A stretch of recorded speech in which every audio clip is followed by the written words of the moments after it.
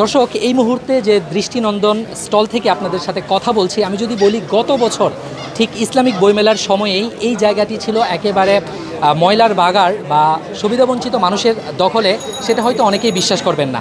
অথচ এবছর যারা বইমেলায় এসেছে তারা অনেকে অবাক হয়েছেন।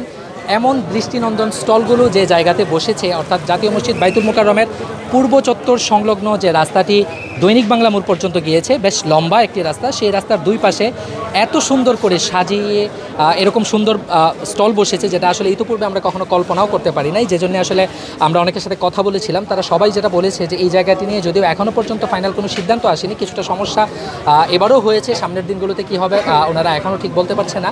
বাকি এই জায়গাটি এবছর যেরকম ভাবে দৃষ্টিনন্দন দেখা যাচ্ছে, এবং এই জায়গাতে এসে গত বছর যারা মানে সর্বস্ব হারিয়েছিলেন, যারা টোকাই বা সুবিধাবঞ্চিত মানুষের হাতে যাদের আসলে লাঞ্ছিত হতে হয়েছিল, বা যারা এই জায়গাটি দেখে মানে দুর্গন্ধ নিতে নিতে যারা বইমেলায় প্রবেশ করতেন, সেই যে একটা পরিবর্তন এসেছে, এই পরিবর্তনটা যেন সামনে বছরও থাকে। আমি এই মুহূর্তে রোহামা পাবলিকেশনসের যিনি প্রকাশক রয়েছে তার সাথে একটু কথা বলবো।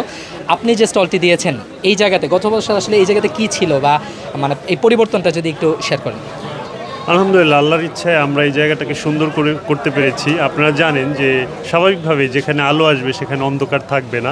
এই জায়গাটা আসলে সবার কাছে যে হিসাবে পরিচিত ছিল, বা এই জায়গার যে ব্র্যান্ডিং, এখানে রাত তো দূরের কথা, সন্ধ্যার দিকে কেউ আসতে পারতো না। আমরাও যখন প্রথম ইনস্টল করার আগে প্রথম দিকে আমরাও ধরেন সন্ধ্যার পরে এখান থেকে হাঁটা চলাচল করা বা কাজ শেষ করে বাড়িতে যাওয়া আমাদের জন্য একটু আনইজি ফিল করতাম, মানে এটা খুবই আনসিকিউর ফিল করতাম। তো ওই জায়গাটা থেকে এখন এই জায়গাটা আলোকিত হয়েছে। আমরা যেটা প্রত্যাশা করি যে সব সময় আমাদের তো বিগত সময়ে আমরা এভাবে বইয়ের যে প্রেজেন্টেশন, আমাদের যে সাংস্কৃতিক ইসলামিক যে রিপ্রেজেন্টেশন, সেটা কখনোই কোনো জায়গায় আমরা ভালোভাবে করতে পারিনি।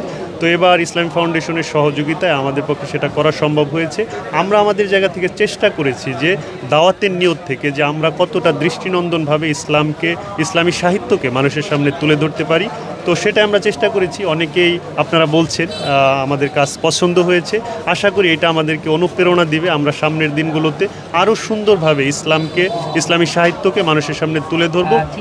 রাস্তার দুই পাশে 70+ স্টল রয়েছে। স্টল ছাড়াও এখানে বাচ্চাদের প্লেগ্রাউন্ড বা এখানে নারীদের জন্য, আমাদের বোনদের জন্য সুন্দর বসার ব্যবস্থা হয়েছে। ফুড কোর্ট আমরা করার চেষ্টা করেছি। কিছু কিছু সীমাবদ্ধতা এখনও রয়েছে, সেগুলো আমরা সলভ করার চেষ্টা করে যাচ্ছি। তো আশা করি সামনের বছর আরও সুন্দর করে আমরা এটাকে করতে পারবো, এবং এবারই যারা আসবে আশা করি এবারই ভালো লাগবে। কিন্তু এবার তাদের ফিডব্যাক, আমাদের যারা দর্শনার্থী তাদের ফিডব্যাকের আলোকে আমরাও মেলা পরবর্তী আমাদের যে কমিটি রয়েছে, আমরা এক জায়গায় বসে এই প্রবলেমগুলো সলভ করে আমরা জাতিকে আসলে সত্যিকার অর্থে একটি ইসলামী বইমেলা, ইসলামী সাহিত্য মেলা উপহার দিতে পারবো ইনশাআল্লাহ। দর্শক, আলোর আগমনে অন্ধকার দূরীভূত হয়, যেটার অন্যতম দৃষ্টান্ত এবারের বইমেলা।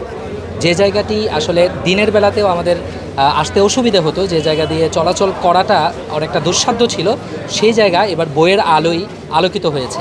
এই ধারাবাহিকতা অব্যাহত থাকুক সেই প্রত্যাশায় জাতীয় মসজিদ বাইতুল মোকাররমের পূর্ব চত্বর থেকে মাহমুদ আবদুল্লাহ।